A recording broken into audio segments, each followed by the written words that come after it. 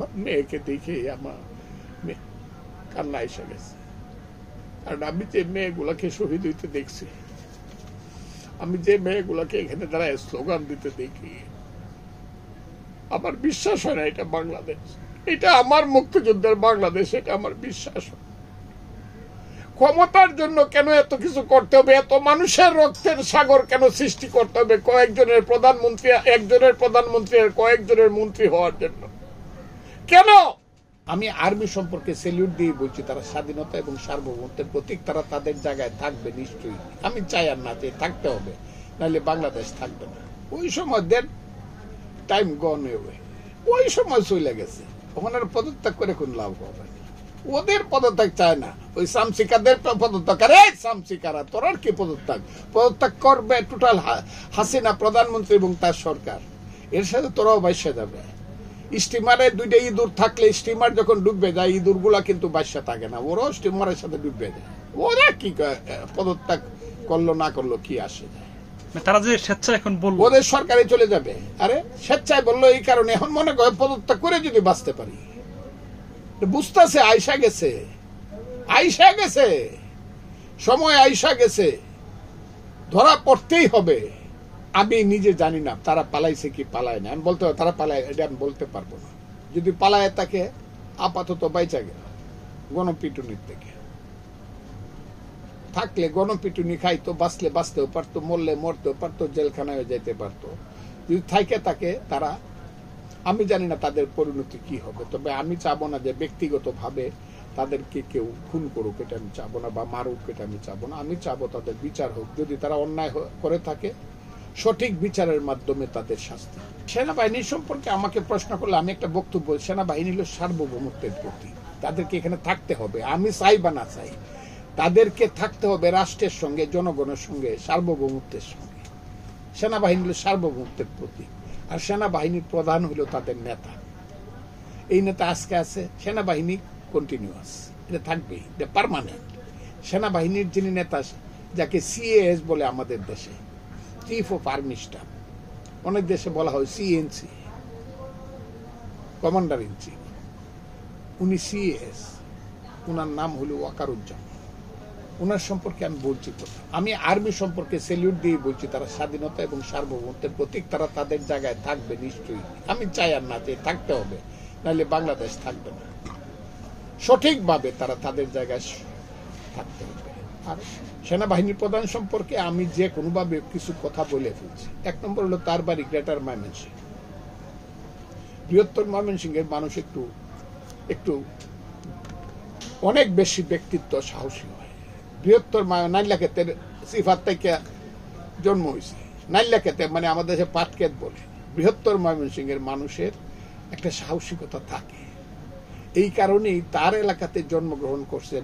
আমি আগেও বলছি, এখনো বলছি, শেরপুরের জন্ম, যার তার বাড়ি হলো শেরপুর, উনি একটা সম্ভ্রান্ত পরিবারের ছেলে। তার দাদা খান বাহাদুর ফজলুর রহমান 1946 সনে এমএলএ ছিলেন। সেইগুলো আমি সব জানি, আমি যা, কারণ আমার বাড়িও বৃহত্তর ময়মনসিংহে, আমি জানি তো সব। আমি সব, কোথায় নাইলতাবাড়ি, কোথায় শ্রীবর্দী, কোথায় শেরপুর, কোথায় নকলা, সব আমি জানি, কার বাড়ি কোথায়। আমি সেই কারণেই বলছি, ওই এলাকাতে জন্মগ্রহণ করছিল ব্রিটিশ বিরোধী আন্দোলনের প্রথম নেতা ফকির মজনু শাহ। তিনি পরে শহীদ হয়েছিলেন কাপাসিয়া। কাপাসিয়া তখন ময়মনসিংহের মধ্যেই ছিল, গাজীপুর ছিল না, নাম ছিল ভাওয়ালগড়। আমি আজকে বলতে চাই, আমার মনে হয় না কালকে আমি যদি এই কথাগুলো সত্য হয়ে থাকে, আমি জনগণের পক্ষে আছি বা রাষ্ট্রের পক্ষে, বা আমাদেরকে সেনাবাহিনী, যে কথাগুলো আমি পত্রিকাতে দেখতেছি, যদি এগুলো সত্য, পত্রিকায়, আমি কোনো ওই যে সোশ্যাল মিডিয়া পত্রিকায় দেখলাম যে সেনাবাহিনীকে বলছে জনগণের সাথে থাকো, সেনাবাহিনী গুলি ছুড়বে না বিনা কারণে, আমি তাকে সেলুট জানালাম। বয়স উনি আমার ছোট হবেন, আমি তাকে এই জায়গাতে তাকে থাকতে হবে। আমি বলেছি, ভালো কিছু না করতে পারলে, কোনো কারণে যদি জাতীয় আন্তর্জাতিক কারণে ভালো কিছু না করতে পারেন মিস্টার ওয়াকারুজ্জামান, মানুষের বুকে গুলি চালায়েন না, প্রয়োজনে পদত্যাগ করেন। আচ্ছা, একেবারে সদ্য সাবেক সেনাপ্রধান ছাত্রদের পক্ষে কথা বলেছে, ফেসবুকে স্ট্যাটাস দিয়েছে, সরকারকেও একটা অনুরোধ অথবা হুঁশিয়ারি দিয়েছে যেন গুলি না ছুড়ে আর লাশ দেখতে চাই না, এটাকে আপনি কিভাবে অ্যাকসেপ্ট করবেন? তার মধ্যে বিবেক আছে, বিবেক কাজ করতেছে, বিবেকের কান্না কাজ করতেছে, হৃদয় তার সন্তান আছে, সন্তানের মুখ যখন দেখে, আমি যখন আমার সন্তান আমার মেয়ে কালকে রাত্রে 11টার সময় আমেরিকা থেকে আমাকে ফোন করছে, আমার মেয়েকে দেখে আমার কান্না এসে গেছে। কারণ আমি যে মেয়েগুলাকে শহীদ হইতে দেখছি, আমি যে মেয়েগুলাকে এখানে দাঁড়ায় স্লোগান দিতে দেখি, আমার বিশ্বাস হয় না এটা বাংলাদেশ, এটা আমার মুক্তিযুদ্ধের বাংলাদেশ, এটা আমার বিশ্বাস হয়।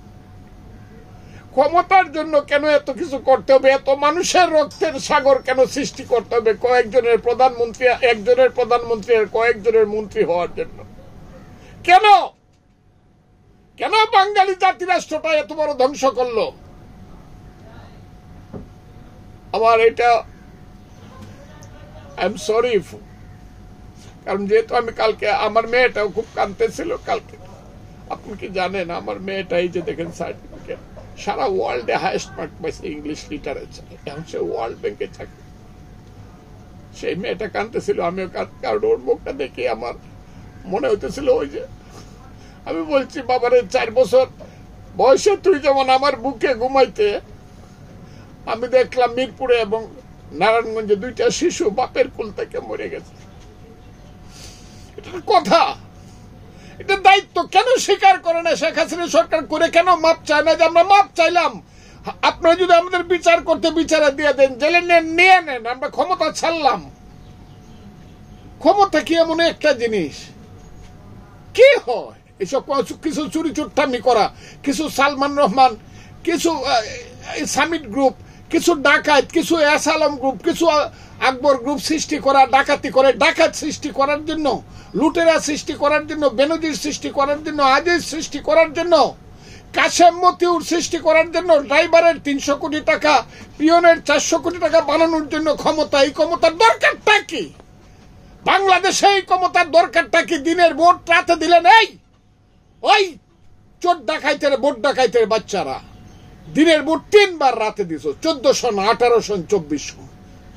নিশিরাইতের এমপির বাচ্চারা আবার বলে আমরা লিগেল সরকার। নিশিরাইতের আমার সামনে কয় তুই কোন এলাকার এমপি?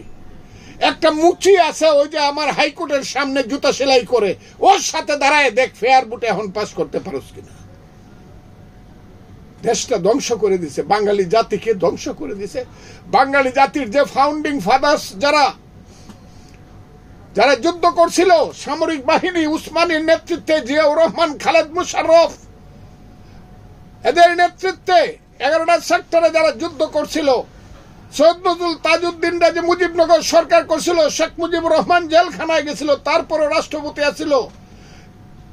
এই যে লাখ লাখ মুক্তিযোদ্ধা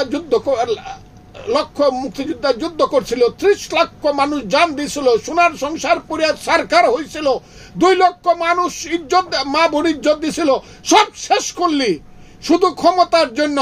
রাজাকারের বাচ্চারা তোরা ক্ষমতায়